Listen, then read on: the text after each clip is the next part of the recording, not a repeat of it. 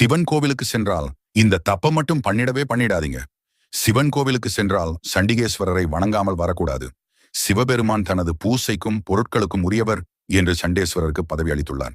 அதனால் சிவன் கோவிலில் இருந்து நாங்கள் எதையும் எடுத்து செல்லவில்லை என்று சண்டிகேஸ்வரிடம் கையை நீட்டி கூறி ஓம் நம சிவாய என்று கூறி அவரிடம் இருந்து விடை பெற்று செல்ல வேண்டும். எனவே சிவன் கோவிலுக்கு சென்றால் சண்டிகேஸ்வரரை இப்படி வழிபடாமல் வராதீர்கள். மேலும் கோவிலினுள் இறைவனை தவிர வேற யாரையும் கையெடுத்து கும்பிடக்கூடாது. மற்றவர்களில் காலில் விழுந்து ஆசீர்வாதம் வாங்கக்கூடாது. உயர்ந்த ஆசனத்தில் அமரக்கூடாது. சாமி விக்கிரங்களை தொட்டு வணங்கக்கூடாது. தீய சொற்களை பேசக்கூடாது. கோபம் கொள்ளக்கூடாது. சத்தமாக பேசக்கூடாது.